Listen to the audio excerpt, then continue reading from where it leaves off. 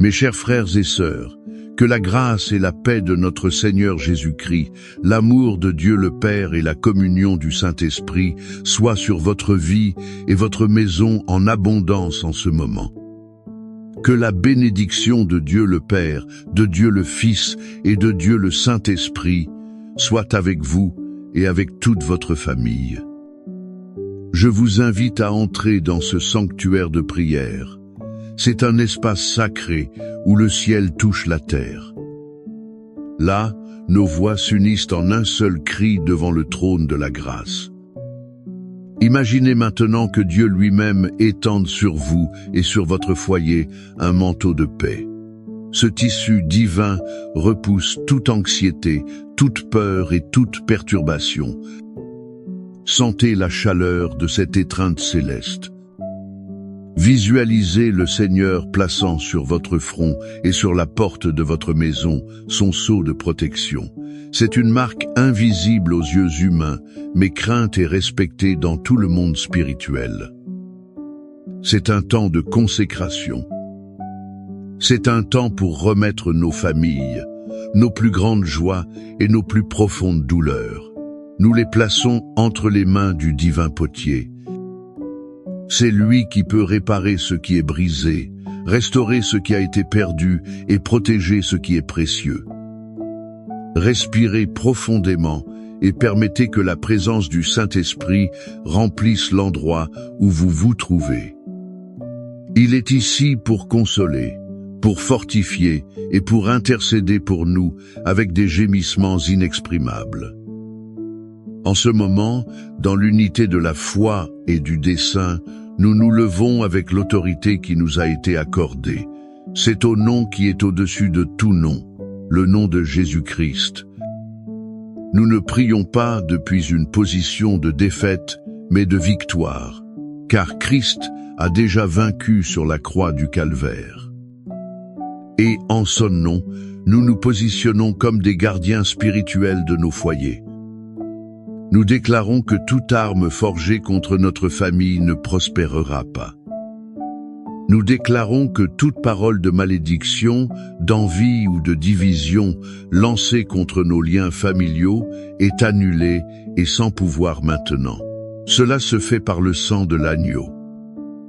Nous brisons, au nom de Jésus, tout cycle de discorde, tout héritage de divorce, de dépendance, de maladie et de misère.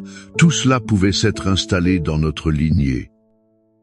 Nous défaisons les œuvres de l'ennemi qui cherche à semer la discorde entre mari et femme. Elle tente aussi d'empoisonner le cœur des parents contre les enfants et des enfants contre les parents. Nous réprimandons l'esprit de rébellion, l'esprit de déshonneur et l'esprit de confusion qui tentent de s'infiltrer dans notre maison. Nous ordonnons que toute influence maligne se retire maintenant. Celle-ci cause des cauchemars à nos enfants, apporte le trouble à nos nuits et génère des disputes futiles. Nous proclamons et déclarons la Seigneurie de Jésus-Christ sur chaque membre de notre famille. Il règne aussi sur nos finances, sur notre santé physique et émotionnelle. Notre maison n'est pas un champ de bataille, mais un autel d'adoration pour le Dieu vivant. Notre famille n'est pas un projet raté, mais une œuvre d'art entre les mains de Dieu. Nous scellons cette prière et notre maison avec le précieux sang de Jésus. Nous élevons autour de nous une muraille de feu divin. C'est une protection qu'aucun mal ne peut traverser. Maintenant, je veux vous inviter à calmer votre cœur et à m'accompagner dans une réflexion. Je souhaite que nous quittions un instant le champ de bataille de la prière déclarative. Entrons dans la salle du trône du Père, un lieu d'intimité et d'apprentissage. Nos plus grandes luttes familiales et nos douleurs les plus profondes naissent souvent de cœurs brisés. Elles proviennent de distances créées, de fils perdus et de parents ne sachant comment les ramener. Pour cette douleur, Jésus nous a laissé l'une des histoires les plus belles et puissantes de toute l'Écriture. C'est la parabole du Père miséricordieux et du Fils prodigue que nous trouvons dans Luc, chapitre 15. Fermez les yeux un instant et imaginez la scène. Un père aimant, avec 2 fils. Le plus jeune, impatient et égoïste, arrive chez son père et demande sa part de l'héritage. C'est une demande choquante, équivalente à dire « Père, pour moi, tu es déjà mort. Je veux juste ce qui est à moi. » Imaginez la douleur dans le cœur de ce père. Malgré cela, il partage les biens. Et le fils part pour une terre lointaine où il gaspille tout ce qu'il a reçu. Sa vie est faite d'excès et de péchés. Il cherche le bonheur dans les plaisirs du monde, mais ne trouve qu'un vide encore plus grand. Quand l'argent s'épuise, les faux amis disparaissent. Une grande famine frappe la terre et il se retrouve au fond du gouffre. Il s'occupe de porcs, un animal impur pour un juif, et désire manger leur nourriture. C'est dans ce lieu d'humiliation et de désespoir qu'il revint à lui-même. Il se souvint de la maison de son père. Il se rappela que même les serviteurs de son père avaient du pain en abondance, tandis que lui mourait de faim. Il prend la décision de revenir, non pas comme un fils, mais peut être comme un simple serviteur. Il répète son discours, « Père, j'ai péché contre le ciel et contre toi. Je ne suis plus digne d'être appelé ton fils. Traite-moi comme l'un de tes serviteurs. » Pendant ce temps, que faisait le père? La Bible nous donne un indice émouvant. Elle dit que alors qu'il était encore loin, son père le vit. Comment le vit-il de si loin? La seule réponse est que ce père n'a jamais cessé de chercher. Chaque jour, il montait au point le plus élevé de sa propriété, scrutant l'horizon. Son cœur était serré de nostalgie. Il attendait, croyant contre toute espérance. Il n'a pas attendu que le fils arrive à la porte. Quand il vit cette silhouette familière, même sale, maigre et vêtue de haillons, son cœur se remplit de compassion. Et il fit quelque chose d'impensable pour un patriarche de son âge et de son statut. Il courut. Il courut, se jeta au cou de son fils et le couvrit de baisers. Cela se passa avant même que le fils ne puisse terminer son discours de repentance préparé. Le père n'était pas intéressé par les accusations ou les humiliations. Il était intéressé par la restauration.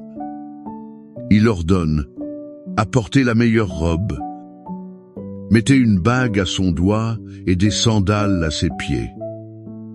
Apportez le veau gras et tuez-le. Faisons la fête et célébrons. Car ce mon fils était mort et il est revenu à la vie. Il était perdu et il a été retrouvé. » Cette histoire, mes frères, est le portrait du cœur de Dieu envers nos familles. Et d'elle, nous pouvons tirer de profondes leçons. La première leçon est que l'amour de Dieu le Père n'abandonne jamais. Êtes-vous un père ou une mère au cœur brisé à cause d'un enfant qui s'est égaré? Est-il perdu dans les addictions, les mauvaises compagnies ou un mode de vie qui le détruit? Vous pleurez, vous priez, vous désespérez. Souvenez-vous du père de la parabole. Il n'a jamais cessé d'attendre. Son amour était la force magnétique qui finalement a ramené le fils. N'abandonnez pas votre enfant, votre conjoint, votre membre de famille.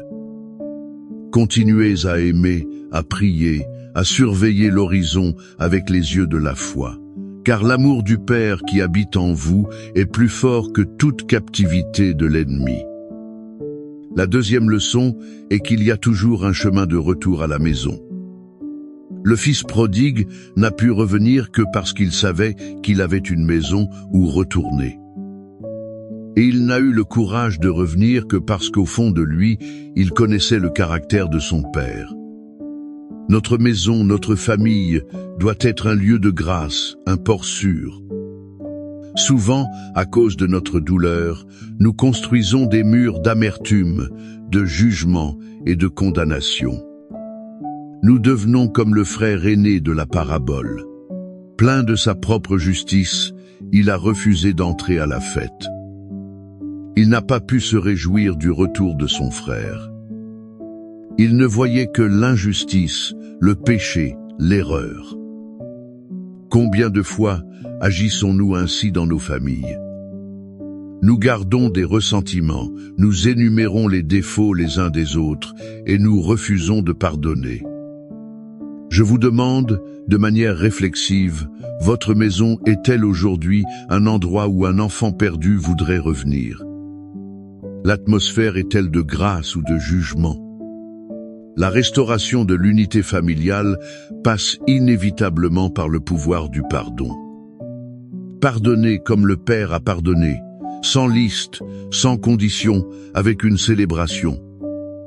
La troisième et dernière leçon est que la restauration authentique est célébrée par une fête. Le Père n'a pas seulement dit « C'est bon mon fils, tu peux entrer ». Il a fait une fête. Il a restauré l'identité du Fils avec la robe, l'anneau et les sandales.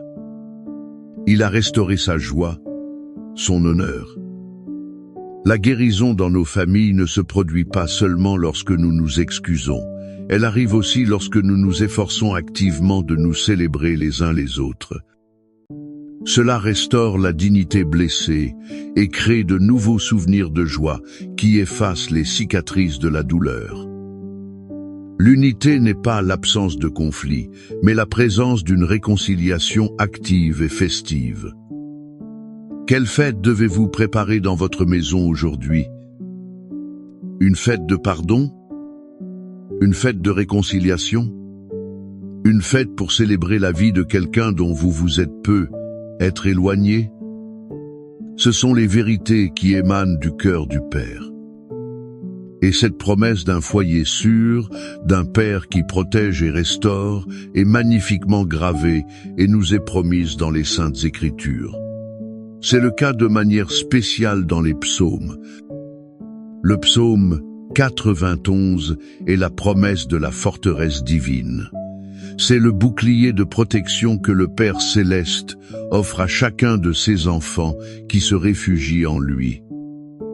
Et le psaume 23 est la garantie que ce même Père est notre bon berger. Il nous guide, nous comble et nous conduit vers des pâturages verdoyants et des eaux paisibles, prenant soin de toute la famille. Maintenant, je vous invite à fermer les yeux, si possible, ou simplement à apaiser votre âme. N'écoutez pas ces mots seulement avec vos oreilles, mais recevez-les avec votre esprit. Prenez possession de chaque promesse, comme si c'était une lettre d'amour écrite directement pour votre famille. C'est la parole de Dieu, vivante et efficace, pour vous. Celui qui habite sous l'abri du Très-Haut reposera à l'ombre du Tout-Puissant. Je dirai du Seigneur, il est mon Dieu, mon refuge, ma forteresse, et en lui je me confierai. Car il te délivrera du filet de l'oiseleur et de la peste pernicieuse. Il te couvrira de ses plumes, et tu te confieras sous ses ailes. Sa vérité sera ton bouclier et ta cuirasse. Tu ne craindras ni les terreurs de la nuit, ni la flèche qui vole de jour, ni la peste qui marche dans l'obscurité, ni l'épidémie qui ravage en plein midi. 1000 tomberont à ton côté, et 10 000 à ta droite, mais cela ne t'atteindra pas. Seulement de tes yeux tu contempleras, et tu verras la rétribution des méchants. Car toi, ô Éternel, tu es mon refuge. Tu as fait du Très-Haut ta demeure. Aucun mal ne t'arrivera, et aucun fléau n'approchera de ta tente. Car il ordonnera à ses anges à ton sujet de te garder dans toutes tes voies. Ils te porteront sur leurs mains, de peur que ton pied ne heurte une pierre. Tu marcheras sur le lion et l'aspic, tu fouleras aux pieds le lionceau et le serpent. Puisqu'il m'aime, je le délivrerai aussi. Je le mettrai en lieu sûr, car il connaît mon nom. Il m'invoquera, et je lui répondrai. Je serai avec lui dans la détresse. Je l'en délivrerai, et je le glorifierai. Je le rassasierai de longs jours, et je lui montrerai mon salut. Père bien-aimé, basé sur ta parole infaillible et l'exemple de ton amour inconditionnel, nous nous unissons maintenant dans une prière fervente. Elle est pour chaque famille ici représentée et pour celles qui sont dans nos cœurs. Nous te présentons, Père, comme le Père de la parabole, chaque fils et fille qui s'est éloigné. Il s'est perdu dans des terres lointaines.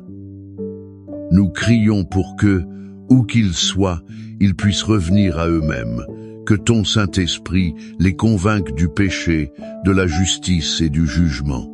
Mais, par-dessus tout, qu'il leur révèle la nostalgie de ton cœur de Père. Brûle dans leur cœur le désir de rentrer à la maison. Père, nous prions pour chaque père et mère qui attend. Donne-leur ta persévérance, ta foi inébranlable. Ôte de leur cœur le poids de la culpabilité et de l'accusation, remplis-les de ta compassion et de ton espérance. Qu'ils puissent être tes bras ouverts, prêts à courir et à étreindre, qu'ils le fassent sans demander, sans juger. Seigneur, nous prions pour les mariages en crise. Là où l'amour s'est refroidi, où la communication s'est brisée, où la trahison a ouvert des plaies profondes, nous demandons ta restauration.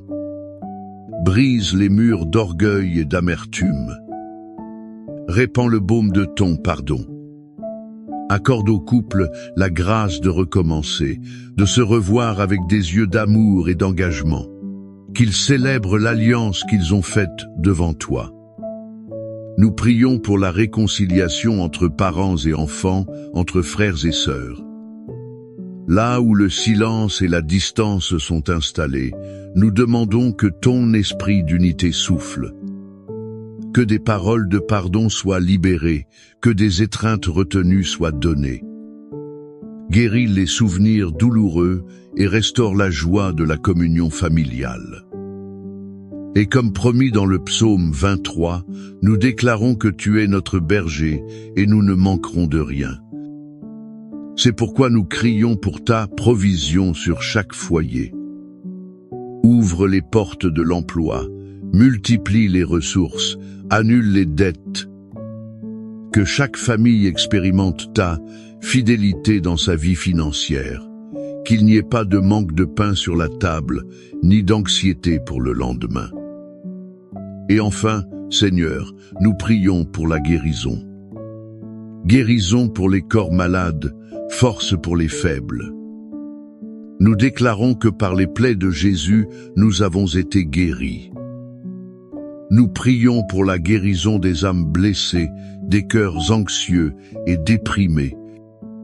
Remplace la tristesse par la joie, la peur par la foi, le désespoir par l'espérance. Maintenant, je veux vous inviter à un acte de foi. Écrivez ici dans les commentaires le nom de votre famille. Ou le nom de cet enfant, de ce conjoint, de ce proche qui a désespérément besoin d'un miracle. En écrivant, vous ne tapez pas seulement des mots. Vous déposez votre foi et votre cri sur cet autel virtuel. Et nous, en tant que communauté, nous nous unirons à vous dans la prière. Que la certitude inébranlable de l'amour du Père, qui ne faillit jamais, vous soutienne. Que la puissante protection du Très-Haut, promise dans le psaume 91, soit un mur de feu autour de votre maison et de votre famille. Que la grâce de la réconciliation, exemplifiée dans la fête du Fils revenu, inonde chaque relation dans votre foyer. Et que la provision du bon berger subvienne à tous vos besoins. Allez en paix, sachant que vous et les vôtres n'êtes pas seuls. Le Dieu de l'impossible combat pour vous. Amen.